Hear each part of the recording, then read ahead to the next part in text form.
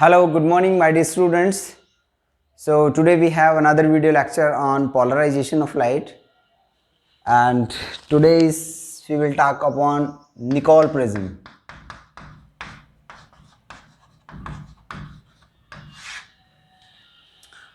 So far, we have studied कि polarization होता क्या है. वो एक टिप है इलेक्ट्रिक फील्ड का जो उसको बताता है कि किस डायरेक्शन में उसका स्टेट ऑफ पोलराइजेशन है, और हमने पोलराइज करने के मेथड सीखे. Reflection, refraction, transmission, scattering, Malus law, double refraction, Huygens theory.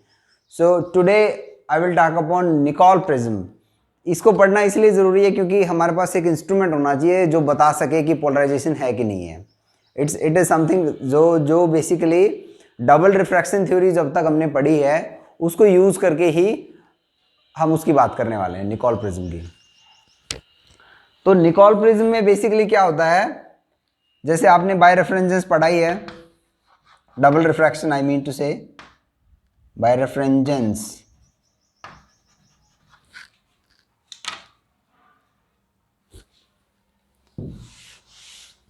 Double refraction लेटर से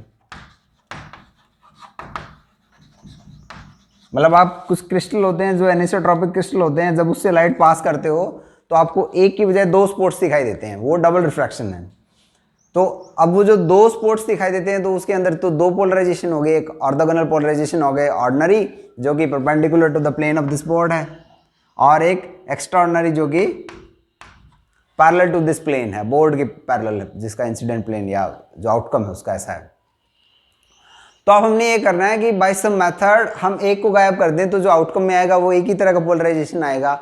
तो हम कह देंगे कि जो अनपोलराइज लाइट थी उसको हमने पोलराइज कर लिया यूजिंग बाय रेफरेंस इफेक्ट. कि एक को हमने मतलब जो अब तक हमने पढ़ा है उसमें हमने देखा कि अनपोलराइज लाइट को जब किसी एनिसोट्रॉपिक क्रिस्टल से पास करते हैं, एग्जाम्पल के लिए कैल्साइट है, क्वार्ट्ज है, माइका, ये सब एनिसोट्रॉपिक क्रिस्टल्स हैं.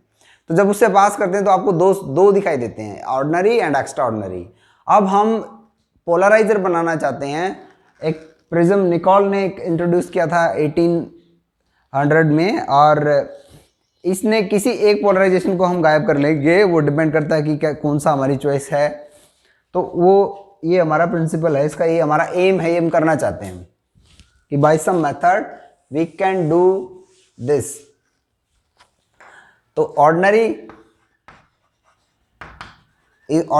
पोलराइजेशन को हमने बचा लेना है, मतलब ब्लॉक कर देना है. एक्स्ट्रा ऑर्डिनरी को हमने ब्लॉक कर देना है, पास कर देना है, ये पास हो जाएगा. तो ऐसा कैसे पॉसिबल है, अब उस पर आते हैं हम. क्या मतलब उसका जो प्रिंसिपल हमने समझ लिया कि by some method if we are capable of suppressing one polarization and pass the other one, that will become our polarizer. This is the principle. अब जो हमने अब उसको डिजाइन कैसे करना है, उसका जो कंस्ट्रक्शन है वो क्या है, कंस्ट्रक्शन पे बात करते हैं अभी.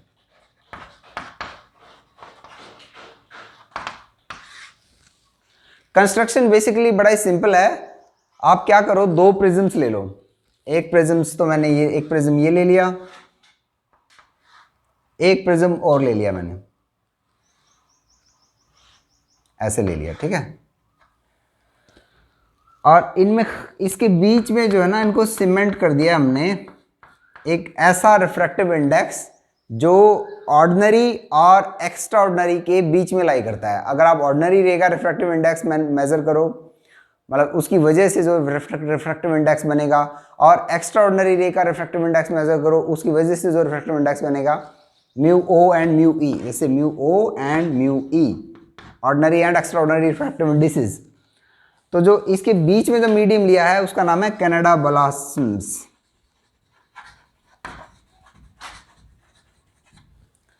और जो कनाडा ब्लॉसम का जो रिफ्रैक्टिव इंडेक्स है वो ऑर्डिनरी से तो ज़्यादा है और एक्स्ट्रा ऑर्डिनरी से कम है.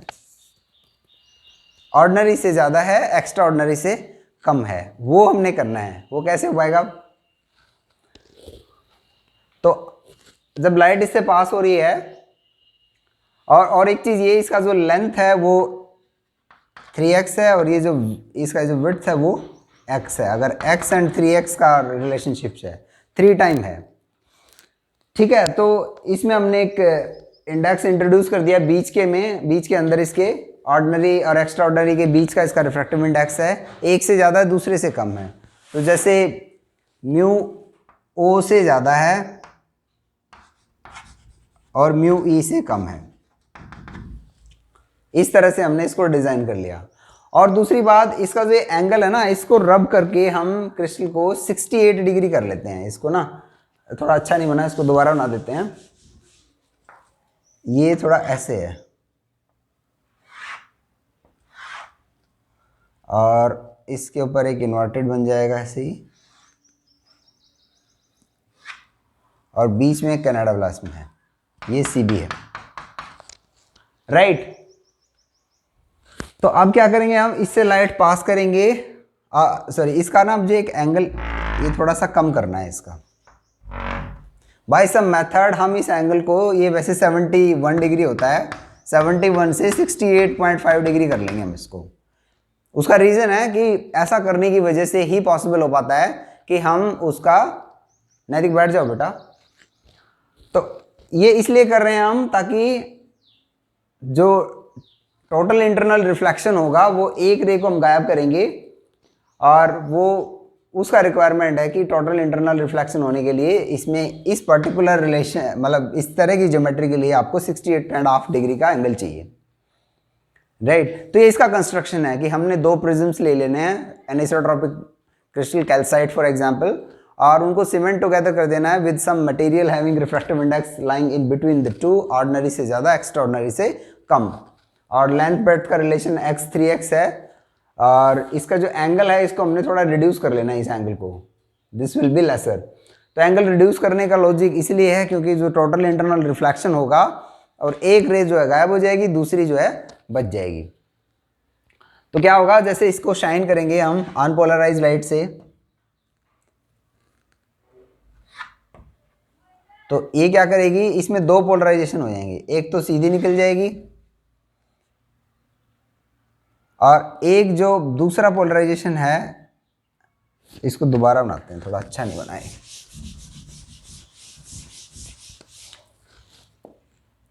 मतलब ऐसे भी बना सकते हैं।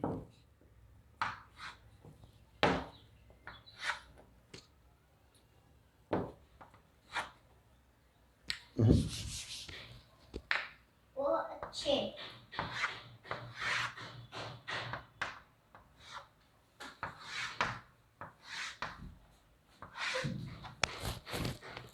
Thank you.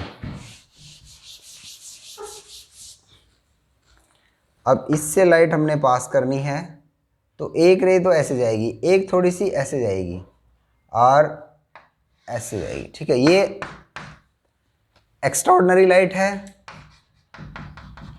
बैठ जाओ बेटा Naitik, please takes your seat. This is unpolarize light. तो यहाँ पे कनाडा ब्लास्म है। हम वर्किंग की बात करें कि ऐसा कैसे हो पाता है, तो एक्स्ट्राऑर्डिनरी का इंडेक्स जो है, अच्छा ये हटा दिया हमने, mu Canada balsam is greater than mu ordinary and less than mu extraordinary. तो जो रे जब डेंसर में रेयर से डेंसर में जाएगी तो वो अवे फ्रॉम नॉर्मल हो जाएगी, तो ये टोटल इंटरनली रिफ्लेक्ट होके आ जाएगी यहाँ पे, ये वाला पोलराइजेशन, ये वाला पोलराइजेशन आगे चला जाएगा। अब इसको अगर हम किसी डब्बे में पैक कर दें या इस तरफ इसकी कोटिंग कर दें, जो ये यहाँ पर कोटिंग कर दें इसकी, मतलब ऑर्डिनरी लाइट को ये ब्लॉक कर ले और एक्स्ट्राऑर्डिनरी लाइट जो है सीधी निकल जाए। नहीं तो पीछे बैठो बेटा प्लीज, और पीछे, थैंक यू। तो जो ये ऑर्डिनरी लाइट है ये ब्लॉक हो गई, एक्स्ट्राऑर्डिनरी लाइट पास हो गई। तो हमने क्या किया, अब जो दो बनी थी एक को किसी तरीके से हमने गायब कर दिया। तरीका ये है टोटल इंटरनल रिफ्लेक्शन की यूज करके।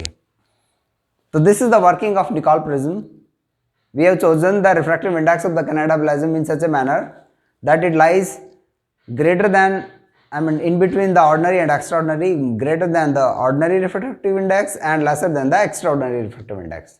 This is the choice of the index of the Canada plasm basically.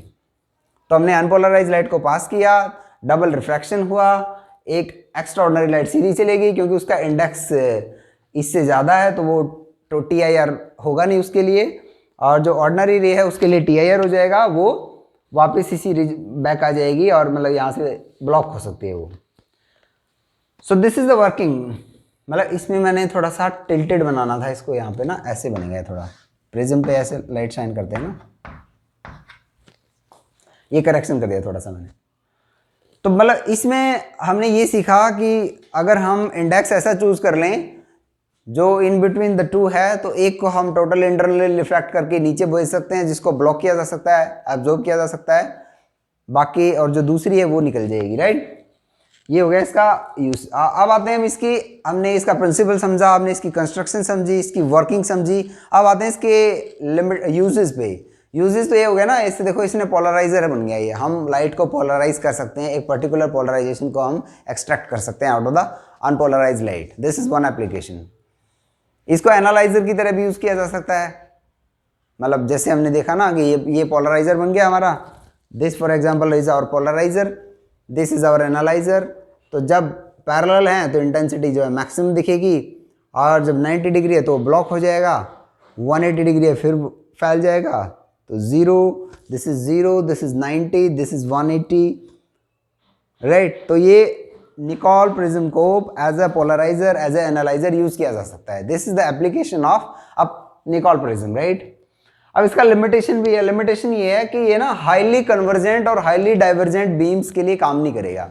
मतलब यहाँ पे अगर मैं एक नॉर्मल बना दूँ तो ये जो एंगल बनेगा ना, ये बड़ा ही जुडिशियस है, क्योंकि ज्योमेट्री ऐसे ले ली हमने ना 71 डिग्री से जो हम 68.5 पे गए थे ना, that was for some reason कि टोटल इंटरनल जो रिफ्रैक्शन जो है, रिफ्लेक्शन जो है, वो इस ज्योमेट्री के लिए एक पर्टिकुलर एंगल पे ही पॉसिबल है। तो ये ऐसा नहीं कि हाईली कन्वर्जेंट हो जाएगी ऐसे, मतलब हाईली डाइवर्जेंट मतलब ऐसे, इनके लिए काम नहीं करेगा। ये सिर्फ एक पर्टिकुलर एंगल पे ही काम करेगा, ये इसका एक लिमिटेशन है।